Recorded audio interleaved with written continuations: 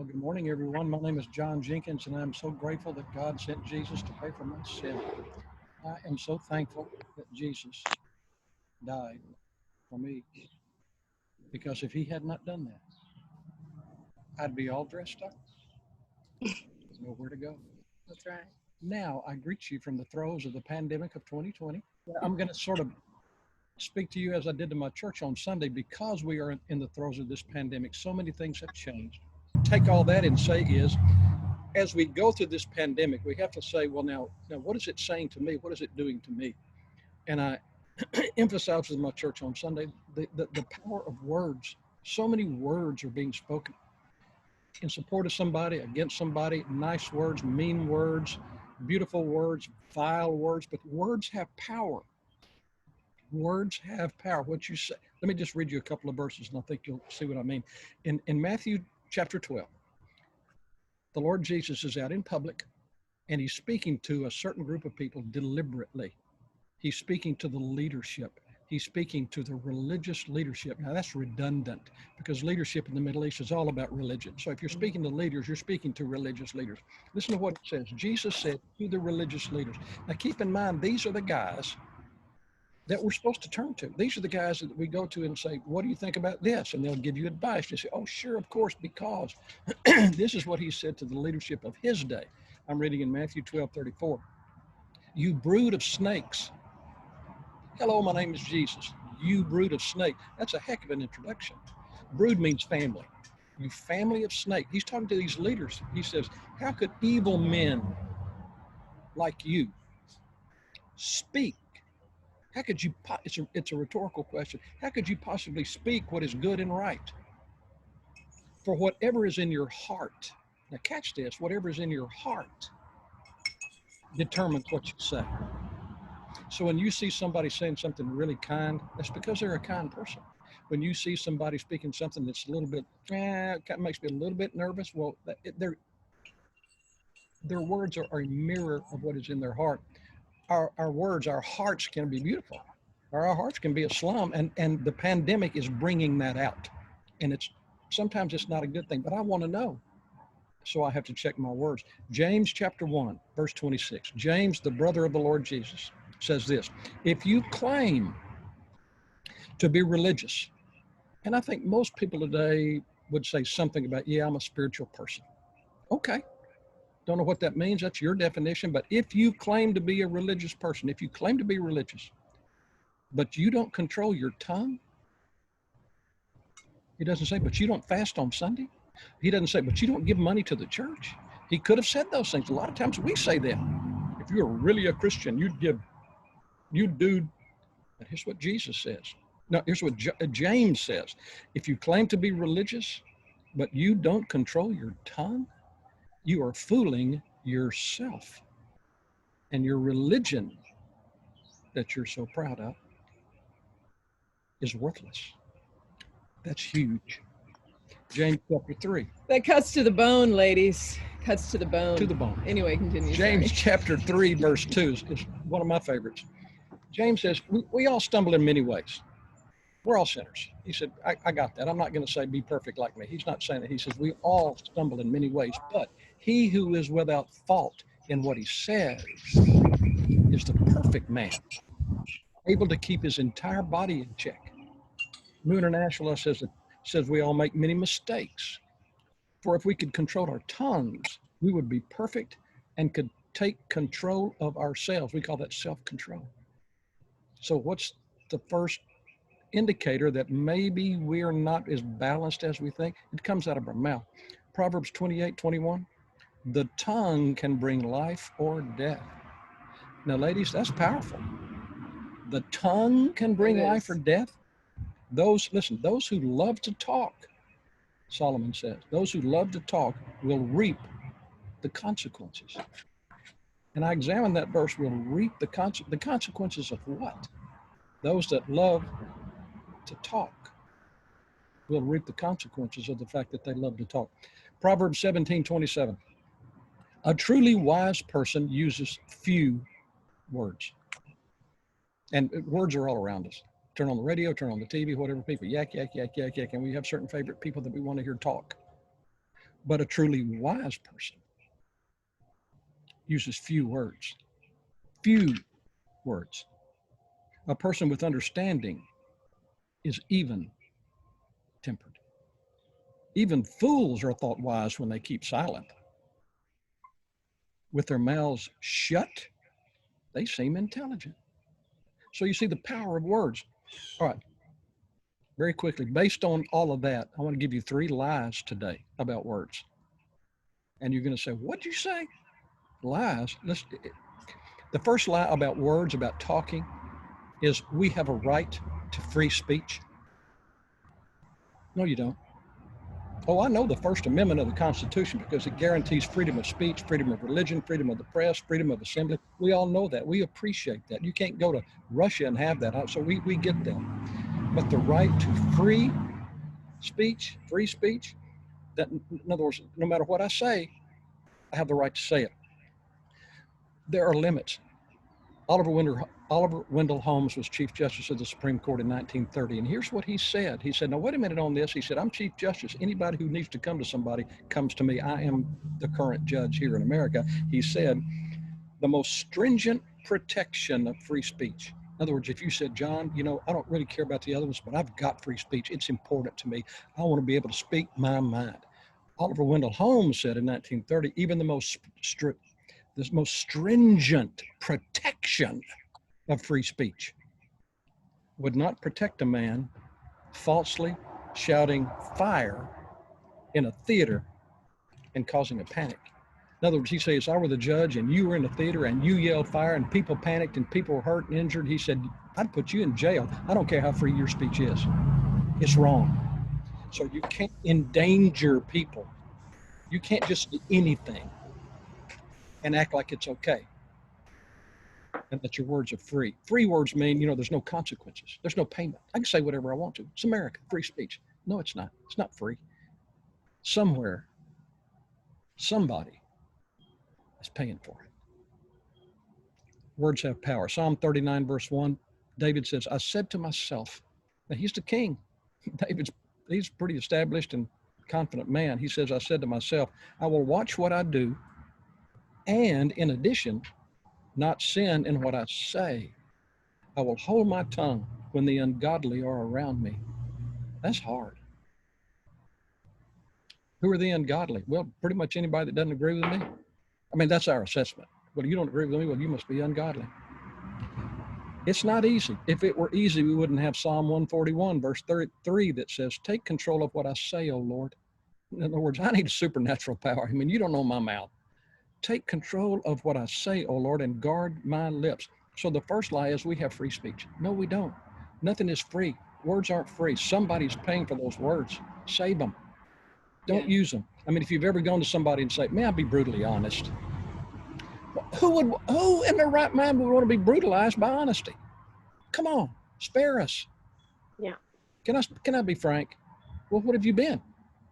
We don't know. No, if you have to ask somebody, may I speak freely? Or if you've ever said this, I probably shouldn't say this, but then no, you shouldn't say this.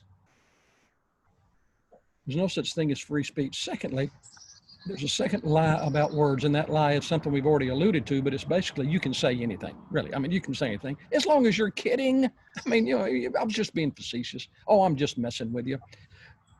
People know I'm just kidding. How many times has my wife said, I wish you hadn't said that because they don't know you're, of course they know I'm kidding. No, they don't, not necessarily. Now, I know when my friend Tony Hargrove is kidding. But Proverbs 26:18, listen to this. Just as damaging as a madman shooting a deadly weapon, just as damaging as a madman shooting a deadly weapon, is someone who lies to a friend and says, I was only kidding. That's Proverbs 26:18. A madman shooting a deadly weapon is what we do with our words sometimes. And so the whole purpose of my study this morning and my presentation to my church is, I may not learn everything I'm supposed to learn from the pandemic, but I've got to learn something. And I think this is important that I learn this. Thirdly, saying that what I say doesn't matter Oh, they'll forget it. You know, it doesn't really matter. They won't remember that I said this. I mean, I shouldn't have said okay, but you know, it doesn't really matter, and it won't matter in the future. Think with me. Do people really forget what I said, what their mama said, what their daddy said? I can't tell you how many people have come to me in tears because of what somebody said 25 years ago. People really forget our words? No. I hope my husband does, because I laid into him yesterday. Matthew 12, verse 34. Listen to this, talking about words and do people forget them? For whatever is in your heart determines what you say. We've read that. A good person produces good things from the treasury of a good heart. An evil person produces evil things from the treasury of an evil heart. Sometimes people say things, we go, how can you say that? Well, it's because their heart is evil. Jesus says, in the very next verse, he says, and I tell you this. Now, when Jesus, the Son of God, the King of Kings, the Lord of all creation, says to me, and I tell you this, I'm thinking, let's get out my notebook and let's write this down. And I tell you this, you must give an account on Judgment Day for every idle word you speak. The words you say will either acquit you or condemn you. That's powerful. James, again, James is big on this conversation about words. He uses several chapters. Chapter 3, verse 5 says, in the same way, the tongue is a small thing. It's like the rudder of a ship, the bridle in the horse's mouth. But it makes grand speeches. In other words, the tongue can be a great thing, can be powerful, inspirational. But a tiny spark can set a great forest on fire. And we've all seen that. We go, how did that huge fire start? One spark is all you need. And among all the parts of the body, the tongue is the spark. The tongue is a flame of fire. Wait a minute, I thought it was a spark. Didn't he just say spark? No, he's saying this, you know what? Even a spark is powerful. But a flame, that's what the tongue is. It's disproportionately in size. It's a whole world of wickedness, James says, corrupting your entire body. Sickness. I mean, he just said it. A lot of times what we say brings illness. It can set your whole life on fire. It's set on fire by hell itself. The point is, and I'll close, words have power. They have power to hurt and harm, but they also have power to heal. Many years ago, a seminary professor and his wife were on vacation, and they went to Gatlinburg, Tennessee, just to have a little vacation, that cute little town and nice hills and everything.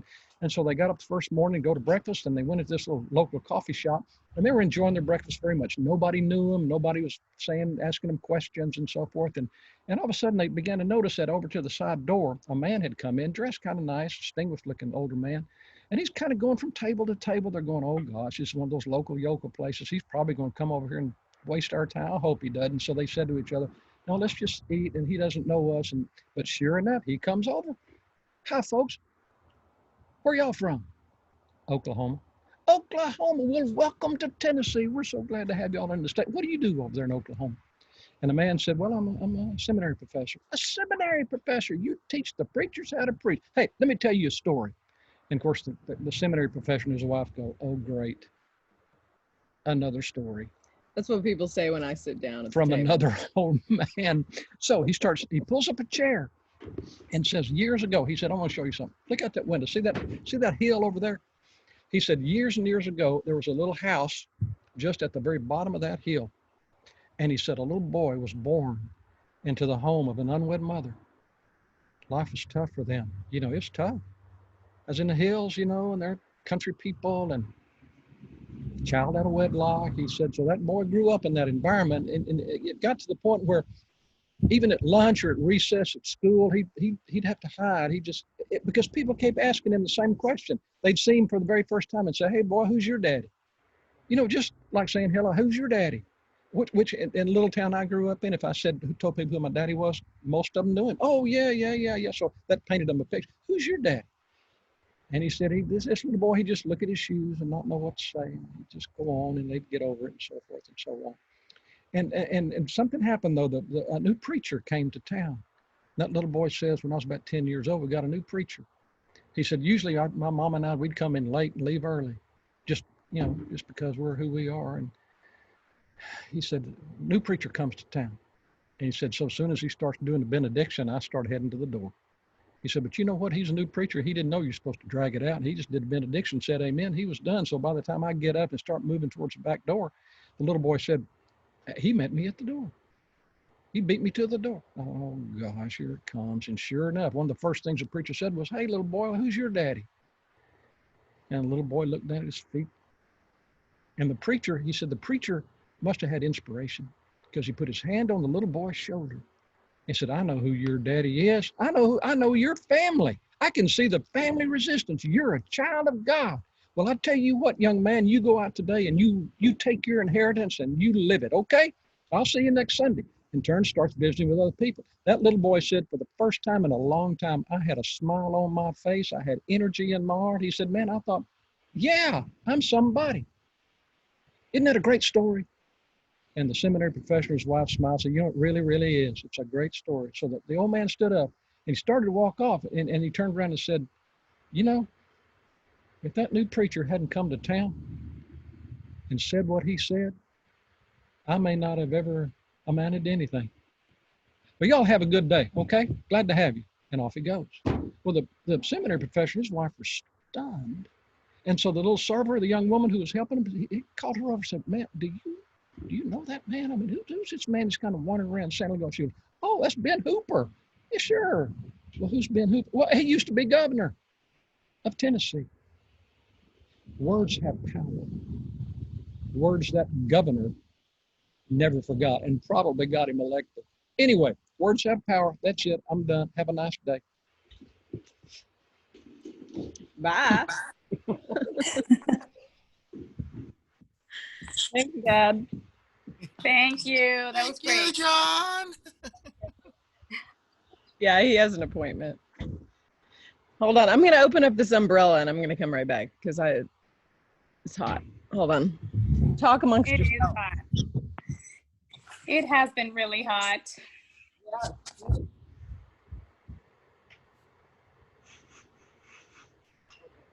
So how you been, Lori? You got keeping busy? Yes. With printers. Printers and computers, iMacs, hard drives. I will not tell. I will tell you. I thought I was a grand Lori last week. I was like the grand Pooba Lori because I was able to fix somehow magically, which never happens, our printer and our TV in one morning. I was like, I am on fire. I could get a job with Lori today. I could get a job. You must have unplugged the router and plugged it back in. I know. My kids are like, no, Mom. No, you can. I was like, well, today I feel like I need a gold star. Where's my sticker book? Yeah. Because I am not technologically savvy. I usually, I give up and I'm like, whatever. We're just not going to do that today since it doesn't want to work. That's me. That morning, I even did it. My husband wasn't able to do it, who is the tech guy. And I was like, woohoo. And of course, then he asked me, what'd you do? I was like, I just pushed all the buttons a lot of times. I just kept pushing all the buttons. And I don't know what order. She just pushed all the buttons a lot of times. She figured that would help. Yes, it does help, Lori. It does help. I applied my auto mechanics theory because that usually helps as well. You wiggle a hose, it usually comes back to life for a little while. So That's hilarious. Oh, wait, I'm going to stop this recording.